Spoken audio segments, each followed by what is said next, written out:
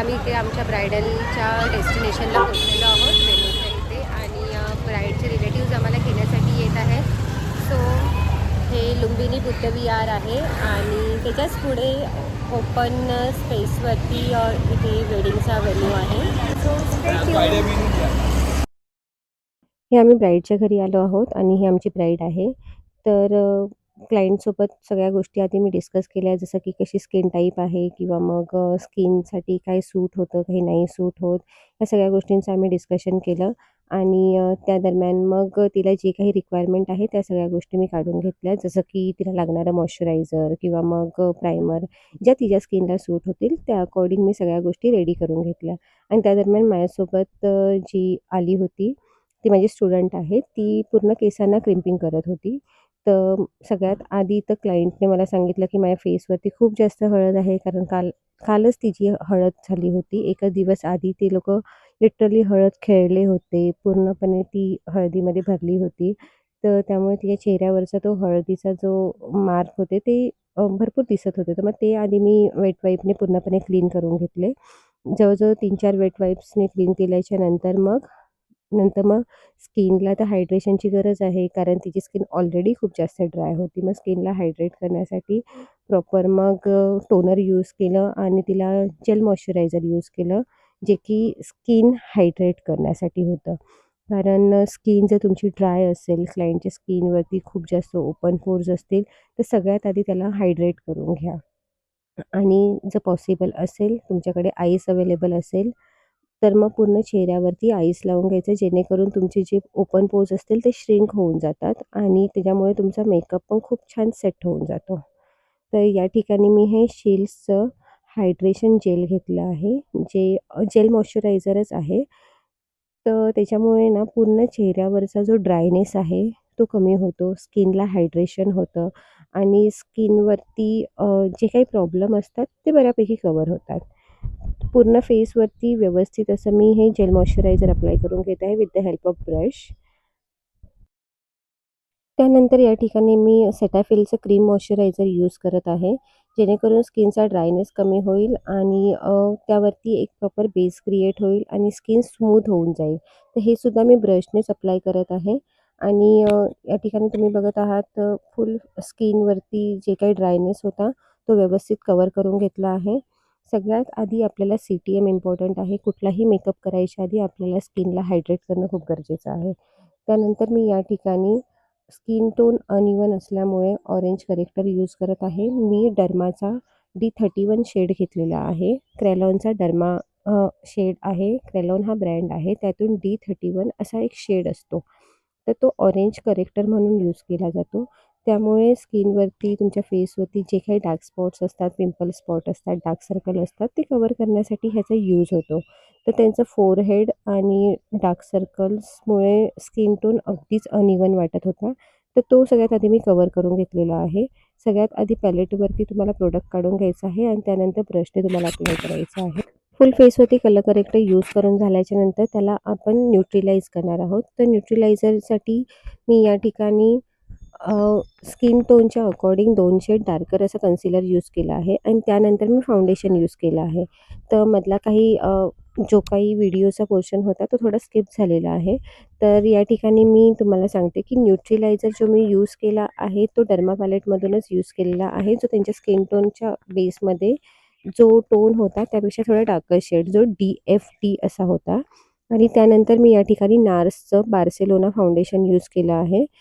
Already त्यांची skin dry होती, त्याला आपण मॉइश्चर केलं, थोडंसं त्या स्किनला हेल्दी केलं आणि त्यानंतर मी बार्सेलोना हा नार्सचा फाउंडेशन यूज केला, जो की ड्राय स्किनवरती खूप छान असा सेट होतो आणि त्याच्यामुळे तुमचा जो स्किन टाईप आहे, तो सुद्धा बऱ्यापैकी मेंटेन राहून जातो. जसं की ड्रायवरती तुम्ही कुठलीही गोष्ट ऑइली यूज करत असाल, तर तुमचं स्किन टेक्स्चर खूप छान आणि खूप मस्तपैकी ग्लो करतो. तर या ठिकाणी मी तीच गोष्ट केलेली आहे.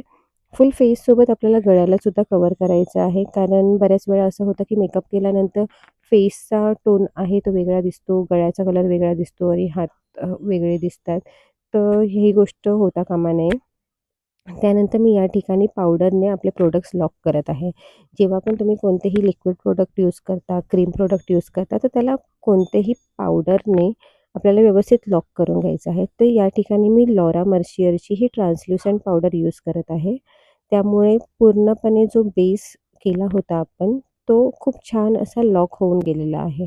तर स्किनवरचा जो ऑइलीनेस असतो प्रोडक्ट्सचा, तो पूर्ण ह्या पावडरने मर्ज होऊन जातो आणि स्किनमध्ये ही पावडर पूर्णपणे ॲब्झॉर्ब झाल्याच्या नंतर एक मॅट फिनिश येऊन जाते. तर या ठिकाणी तुम्ही बघत आहात मगाशी माझ्या ब्राईडची स्किन कशी दिसत होती आणि आता स्किन कशी दिसत आहे.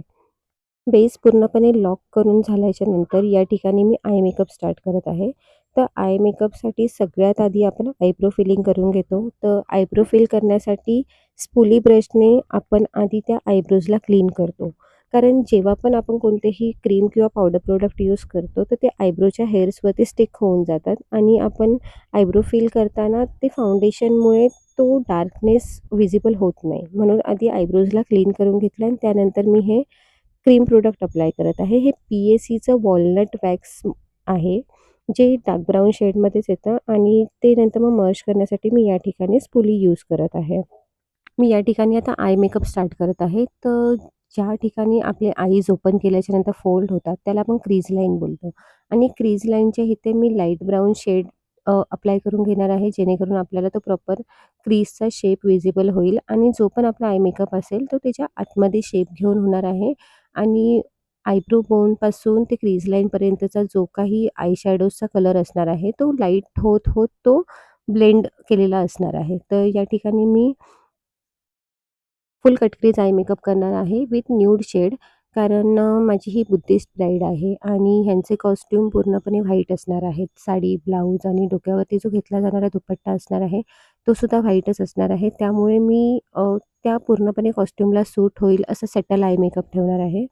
तर इथे मी क्रीज लाईन क्रिएट करत आहे. मी या ठिकाणी टार्टेजचं लिक्विड कन्सिलरचा यूज केला आहे, जे लिक्विड फॉर्ममध्ये असतं आणि ते प्रॉपर मी क्रीजच्या इथे शेप करून घेतल्याच्यानंतर इनर कॉर्नर, आउटर कॉर्नर आणि मिड पूर्णपणे त्या जागेवरती मी हे फिल करून घेणार आहे. जेणेकरून आपल्याला आईजसाठी एक बेस क्रिएट होऊन जाईल. आणि या ठिकाणी हे बेस करून झाल्याच्या नंतर ते लिक्विड फॉर्म ड्राय व्हायच्या आधीच त्यावरती मी पिगमेंट अप्लाय करणार आहे. तर हे पिगमेंट रोज गोल्ड कलरमध्ये आहे, जी जास्त ब्राईट येलोइश पण नसणार आहे आणि सिल्वरमध्ये व्हाईटसुद्धा नसणार आहे. तर रोज गोल्ड असल्यामुळे ते आपल्या कॉस्ट्यूमसोबत पण खूप छान असे मॅच होणार आहेत. तर जे क्रीज लाईनवरती मी प्रोडक्ट अप्लाय केले आहेत, ते लिक्विड फॉर्म असल्यामुळे ते लवकर ड्रायसुद्धा नाही होणार. आणि ते ड्राय व्हायच्या आधीच त्यावरती जे मी हे पिगमेंट्स अप्लाय करत आहे, ते लवकर स्टिकसुद्धा होऊन जातील. कधीही आपल्याला लूज पिगमेंट्स यूज करायचे असतील आय मेकअपसाठी, तर आपल्याला बेसवरती थोडा स्टिकीनेस पाहिजे. तिथे पावडरही कुठलेही प्रोडक्ट नको. तर त्यासाठी तुम्ही कोणतेही आय मेकअप जेल यूज करू शकता, आय बेस यूज करू शकता किंवा मग कुठलाही लिक्विड कन्सिलर यूज करू शकता, ज्याचं टेक्स्चर क्रीमी किंवा लिक्विड फॉर्ममध्ये असेल, ड्राय फॉर्ममध्ये नसेल. जेणेकरून त्यावरती हे पिगमेंट्स खूप सुंदर असे स्टिक होऊन जातील. आय मेकअप कंप्लीट झाल्याच्या नंतर मी या ठिकाणी आयलाइनर अप्लाय करत आहे. हे मी जेल लायनर घेतलं आहे. आय मॅजिकचं जेल लायनर आहे. तुम्ही या ठिकाणी कोणतेही जेल लायनर किंवा लिक्विड लायनर यूज करू शकता. क्लायंटला विचारून कधीही लायनर अप्लाय करावं, कारण प्रत्येकाला थिक आयलाइनर नाही आवडत आणि अकॉर्डिंग टू आय शेप तुम्हाला स्वतःच डिसाईड करायचं आहे, की लायनर हे विंग्समध्ये पाहिजे, विदाऊट विंग्स पाहिजे, जाड पाहिजे, पातळ पाहिजे.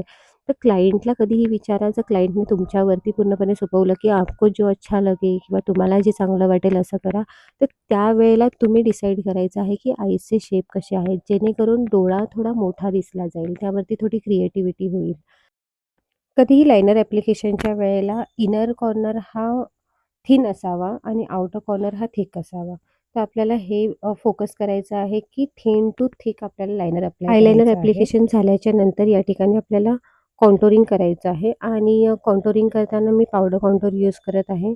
सो कॉन्टोर हा आपण फेस शेपला कव्हर करण्यासाठी करतो. जसं की ज्या ठिकाणी फेसला फॅट आहे, डबल चीन झालं, चीक्सचा पोर्शन झाला, या ठिकाणी कॉन्टूर करण्यासाठी ब्राऊन कलरचा शेड यूज केला जातो आणि जसं की नोजच्या कॉर्नर्सला, तर या सगळ्यामुळे फेसला खूप छान असा शेप क्रिएट होतो आणि तिथे एक प्रकारची शॅडो क्रिएट होते. ब्राऊन कलरमुळे शॅडो क्रिएट झाल्यावरती काय होतं, फेसचा तो फॅटनेस आहे, तो शॅडोमध्ये हाईड होऊन जातो आणि त्यानंतर मी या ठिकाणी हायलायटर यूज करत आहे. जसं की चीक बोन्सवरती किंवा मग नोजच्या बोनवरती, अपर लिप्सवरती, फोरहेडवरती या सगळ्यांनी काय होतं हायलाइटेड होतं. म्हणजे फेसवरती जो पोर्शन आपल्याला हायलाइट करायचा आहे, तिथे आपण हायलायटर यूज करतो.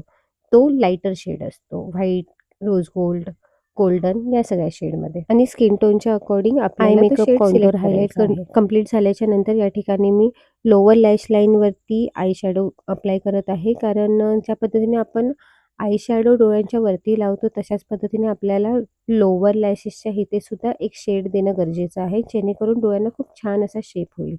त्यानंतर मी मस्कारा अप्लाय करत आहे. तर मस्कारा अप्लाय करताना upper lashes and lower lashes both साइडला आपल्याला अप्लाय करायचं आहे, जेणेकरून लॅशेस हे प्रॉपर दिसून पण येतील आणि त्यावरती नंतर मग आपल्याला आयलॅशेस फॉल्स आयलॅशेस स्टिक करायचे आहेत. तर कधीही आयलॅशेस ॲप्लिकेशनच्या वेळेला अपर लॅशेस आणि लोअर लॅशेस दोन्ही साइडला आपल्याला मस्कारा लावून घ्यायचा आहे. मस्कारा ॲप्लिकेशनच्या नंतर या ठिकाणी वॉटर लाईनवरती काजळ अप्लाय करत आहे आणि ते झाल्याच्या नंतर आपला आय मेकअप हा कंप्लीट झालेला आहे. फक्त फॉल्स लॅशेस हा स्टिक करायचे बाकी आहेत, जे मी लास्टला करणार आहे. त्यानंतर मग या ठिकाणी मी ब्लशर यूज करत आहे. ब्लश ऑन करताना हे चीकबोन्स आणि कॉन्टूर लाईनच्या मध्ये करायचं आहे, जेणेकरून आपले चीक्स हे खूप छान असे पॉपअप होतील आणि ते खूप छान व्हिजिबल होते. तर कधीही क्लायंटला स्माईल करायला सांगायचं आहे आणि त्यानंतर मग आपल्याला चीकबोन्सच्या आणि कॉन्टूर लाईनच्या मध्ये हे ब्लशर अप्लाय करायचं आहे. Then lip shape. तर लिपस्टिक अप्लाय करायच्या वेळेला लिप शेप हा खूप इम्पॉर्टंट पार्ट आहे. ज्या पद्धतीने पूर्ण मेकअप हा लिपस्टिकवरती डिपेंड असतो. लिपस्टिक लावल्याच्या नंतर फेसला एक वेगळाच ग्लो येतो. त्याच पद्धतीने त्या लिप्सला शेप देणंसुद्धा तेवढंच इम्पॉर्टंट आहे. तर सुरुवातीला लिप लायनरने लिप शेप क्रिएट करायचा आहे आणि त्यानंतर मग मिडलला म्हणजे पूर्ण लिप्सवरती लिपस्टिकचा शेड अप्लाय करायचा आहे. कधीही लिप्सचा कॉर्नर हा मोस्टली डार्क शेडमध्ये ठेवायचा आणि लिप्समध्ये जो लिपस्टिकचा शेड अप्लाय होणार आहे,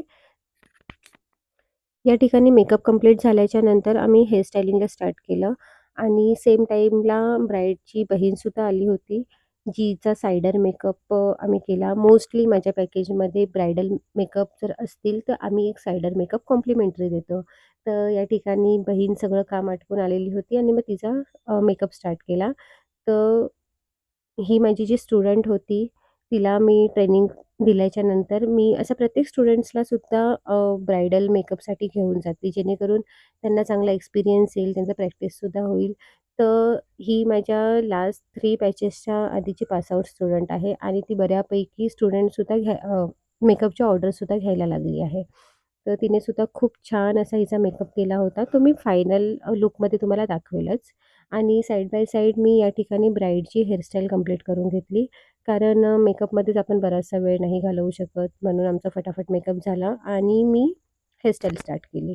या ब्राईडला बॅक साइडने फ्लोरल हेअरस्टाईल पाहिजे होती. तर त्यामुळे मी फुल हेअर्सला आधी डोनट यूज केला आहे आणि त्याच्यावरती मग नंतर नेट लावून पूर्णपणे फ्लॉवर्सचं डेकोरेशन केलं आहे. तर मी हे जे रोज पेटल्स आहेत त्याला इन्व्हिजिबल नेटमध्ये सेट करून घेतलं आहे आणि नंतर मग जिप्सी लावून त्याला पूर्णपणे डेकोरेट केलेलं आहे. अशा प्रकारे ब्राईडची हेअरस्टाईल आणि मेकअप पूर्णपणे रेडी झालेला होता. फक्त ड्रॅपिंग बाकी होती आणि त्या दरम्यान सायडर मेकअप पण साइड बाय साइड सुरू होता आणि मेकअप करतानाचं हे जे प्रोडक्ट मिस झाले आणि त्यानंतर मी ब्राईडला साडी ड्रॅप करून घेतली. So here is my bride. जी कंप्लीट रेडी आहे आणि तिचा हा दुपट्टा मी सेट करत होती कारण हा दुपट्टा नेटेड होता आणि तो खूप युनिक लूक वाटत होता. कारण ते नेटेड दुपट्टामुळे ना ती अशी प्रिन्सेस वाटत होती आणि बॅक साइडने ते त्याचे जे फ्लेअर्स होते ते खूप छान असा फ्लो होत होता. तर पूर्णपणे मेकअप, हेअरस्टाईल आणि ड्रेपिंग ही मॅक्सिमम 1.5 ते 2 तासामध्ये आम्ही पूर्ण उरकून घेतला आणि त्यानंतर मग तिला एक छानसा असा टिक्का लावला. नजर ना लगे म्हणून तिला एक ब्लॅक कलरचा हा टिक्का लावलेला आहे. जो प्रत्येक ब्राईडसाठी मॅन्डेटरी आहे. मी माझ्या प्रत्येक ब्राईडला हे आवर्जून लावते. कारण आफ्टर ऑल मेकअप आर्टिस्टचंच हे काम आहे. सो तुम्ही जे कोणी ब्राईडला रेडी करत असाल, तर आठवणीने तुमच्या ब्राईडलासुद्धा असा ब्लॅक कलरचा टिक्का लावा आणि त्यानंतर उरलेल्या वेळेमध्ये हे नेल्सचं जे स्टिक ऑन नेल्स होते ते कंप्लीट करून घेतले.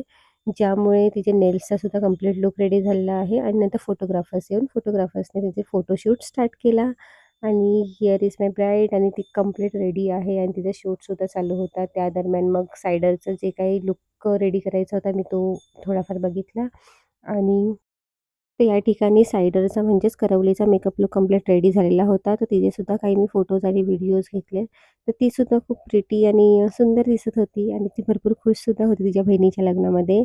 आणि हे झाल्यानंतर हे थोडे इमोशनल मोमेंट होते कारण फोटोग्राफर्स नेहमी असं काही इमोशनल टेक्स घेत असतात. आणि त्यानंतर मग आम्ही निघालो लुंबिनी बुद्धविहार जो वेडिंगचा मेन व्हेन्यू होता. त्या ठिकाणी गेल्यानंतर तिथे गौतम बुद्धांचा आणि आंबेडकरांचा हा खूप मोठा स्टॅच्यू होते आणि ते सुद्धा खूप सुंदर होतं आणि हा आमचा व्हेन्यू आहे जिथे हे लग्न चालू असताना मी काही शॉट्स घेतले होते. तर खूप सुंदर असं लग्न झालं आणि त्यानंतर मग आम्ही जेवलो आणि जेवण झाल्याच्या नंतर मग पुन्हा त्यांची ती वंदना असते ती झाली. ह्यांचं इव्हन एंगेजमेंटसुद्धा ह्याच कॉस्ट्यूमवरती होता म्हणून थोडंसं खूप मोठी प्रोसेस झाली. आणि त्यानंतर हे काही फुलांच्या पाकळ्या होत्या जे लग्न लागायच्या आणि वेळेला लग्नाचे असतात. विधी पूर्ण झाल्याच्या नंतर रिसेप्शनचा लूक करायचा होता त्यामुळे आम्हाला ॲज युजुअल खूप कमी टाईम भेटला होता. फक्त अर्धा ते 1 ताससुद्धा नसेल भेटला. तर त्या दरम्यान पूर्ण ब्राईडचा कॉस्ट्यूम, हेअरस्टाईल आणि मेकअपचा टचअप रेडी करायचा होता. तर खूप फटाफट असं तिचं साडी चेंज केली आणि त्यानंतर मग मेकअपला टचअप दिला आणि हेअर्ससुद्धा ओपन करून ठेवले होते. हेअर्समध्ये सुद्धा फ्रंट पोर्शन आणि बॅक पोर्शन हा ओपन केला होता. पफचा जो पार्टिशन होता तो ओपन नव्हता केला. खूप घाईघाईने मग साडी ड्रेपिंग करून झाल्याच्या नंतर मग या ठिकाणी मेकअपसाठी टचअप स्टार्ट केला आणि मेकअपचा टचअप स्टार्ट करताना सगळ्यात सुरुवातीला खूप जास्त हळदी-कुंकूचं लावलेलं होतं. ते ॲप्लिकेशन रिमूव्ह करून झाल्याच्या नंतर मग पूर्ण मेकअपचा टचअप कंटिन्यू केलेला आहे. ज्यावेळेला ब्राईडसाठी सेकंड लूक आपल्याला रेडी करायचा असतो, त्यावेळेला पूर्ण मेकअप रिमूव्ह नाही करत बसायचा, कारण आपल्याला खूप कमी वेळ मिळतो. त्यासाठी सुरुवातीला जे पण हळद-कुंकूचे स्पॉट्स आहेत, ते आपल्याला ड्राय टिश्यूने क्लीन करून घ्यायचे आहेत. जर ओला कुंकू लावला असेल, तर वेट वाईप्स यूज करायचा आहे. अदरवाईज वेट वाईप्स यूज नाही करायचा किंवा मग ड्राय टिश्यूवरती ब्रशने पूर्ण हळद-कुंकूचं जे असतील, ते पूर्ण झाडून घ्यायचं आहे. त्यानंतर मी या ठिकाणी आय मेकअप स्टार्ट केला आहे. थोडं नाईट थीम होती आणि वाईन कलरची रिसेप्शन साडी होती म्हणून मी हलका स्मोकी इफेक्ट दिला आहे आणि आईजवरती थोडं ग्लिटर यूज केले आहे जेणेकरून थोडासा शायनी आणि शिमरी लूक क्रिएट होईल. ते झाल्याच्या नंतर ज्या ठिकाणी हळद-कुंकूचे स्पॉट होते आणि जे क्लीन केले होते, त्या ठिकाणी मी पुन्हा एकदा टचअप दिलेला आहे. तर या ठिकाणी गरज असेल तर कन्सिलर यूज करा. अदरवाईज फेस टोनच्या अकॉर्डिंग जो तुम्ही फाउंडेशन यूज केलेला होता, तो सुद्धा यूज करू शकता. कारण आपलं CTM, स्किन प्रिपरेशन हे सगळं करून घ्यायची सध्या काही गरज लागत नाही. ज्या पद्धतीने तुमचा बेस सेट आहे, त्या अकॉर्डिंग तुम्हाला जे रिक्वायरमेंट वाटते, जसं की स्किन ड्राय आहे, तर ड्राय प्रॉडक्ट यूज करा. स्किन ऑइली आहे, तर ऑइली प्रॉडक्ट यूज करा. फक्त ते डिफरंट डिफरंट पॅचमध्ये नाही दिसलं पाहिजे. आणि या ठिकाणी लाईट खूप जास्त असल्यामुळे ते थोडं जास्त प्रॉडक्ट दिसून येतं. पण फायनल लूक या ब्राईडचा तुम्ही बघाल तर हा खूप सेटल आणि सोबर लूक वाटतो. कारण या ठिकाणी रिसेप्शन लूक आहे आणि बेससाठी सुद्धा रिटचअप झालेला आहे. त्यामुळे प्रॉडक्ट्स थोडे हेवी वाटतात. तर क्लायंटला सुद्धा सांगायचं की तुम्ही थोडा टाईम थांबा. थोड्या वेळानंतर प्रॉडक्ट्स पूर्णपणे सेट होऊन जातील आणि तुमचा लूक हा सिंपल आणि सोबर होणार आहे. या दरम्यान मेकअप करताना बरेच गेस्ट येऊन गेले. मध्ये-मध्ये सगळेजण भेटून गेले आणि अशा सिच्युएशनमध्ये आपल्याला मेकअप करावा लागतो. सो ह्या सगळ्याची तयारी नेहमी ठेवायची आहे आणि सगळ्यात इम्पॉर्टंट म्हणजे कंटिन्यूअस उभं राहून काम करावं लागतं. ते ह्याचे सुद्धा पेशन्स ठेवावे लागतात. या ठिकाणी ब्राईडची हेअरस्टायलिंग तर कंप्लीट झाली आहे कारण बॅक साईडला हेअर एक्सटेन्शन यूज केले आहेत आणि साडी ड्रॅपिंग करून झाल्याच्या नंतर त्याला आयनिंग मशीनच्या हेल्पने त्याचे प्लेट्स एकदम सेट करून घेतलेले आहेत. तर या सगळ्यामध्ये खूप असं मल्टी टॅलेंटेड अशी ब्राईड मला भेटली होती, जी आईस्क्रीमसुद्धा खात होती आणि जी हे सुद्धा बोलत होती, की "तुम्ही मला रेडी करा, मला चालेल, काही हरकत नाही." तर त्यामुळे मी सुद्धा काही स्टॉप घेतला नाही, पॉज घेतला नाही आणि मी पण तिला कंटिन्यू रेडी करत राहिली आणि सेम टाईममध्ये ती तिच्या गेस्टसोबत पण गप्पा मारत होती आणि अशा प्रकारे पूर्णपणे आमची ही ब्राईड रेडी झालेली आहे आणि हा तिचा कंप्लीट लूक आहे. तो बॅक साईडने हेअरस्टाईल्स आणि फ्रंटने कंप्लीट मेकअप हेअरस्टाईल आणि मग आउटसाईडला आहे त्यांचा फोटोशूट. मी ज्या पद्धतीने तुम्हाला बोलली होती, की लाईट्समध्ये थोडा आपल्याला हेवी मेकअप ठेवावा लागतो, ग्लिटरी आईज ठेवावे लागतात. तर अशा प्रकारच्या पूर्ण ह्या लाईट्समध्ये आपल्याला तो मेकअप थोडा हेवी ठेवलेला चालतो. तर ही ब्राईड आणि ग्रूमची एंट्री होती, जी रिसेप्शनसाठी होती. खूप छान आणि वॉव वाटत होतं हे सगळं. अशा प्रकारे मी हा पूर्णपणे ब्रायडल मेकअपचा ब्लॉग तुमच्यासोबत शेअर केलेला आहे. आणि गाईज तुम्हाला हा व्हिडिओ कसा वाटला कमेंट करून नक्की सांगा. आणि पुन्हा भेटूया नेक्स्ट ब्रायडल व्हिडिओमध्ये. आणि तोपर्यंत स्टे ट्यून. सबस्क्राईब केलं नसेल तुम्ही माझ्या चॅनलला सबस्क्राईब करा, लाईक करा, शेअर करा, कमेंट करा. भेटूया पुढच्या व्हिडिओमध्ये. तोपर्यंत bye bye. Take care. Thank you so much. Bye.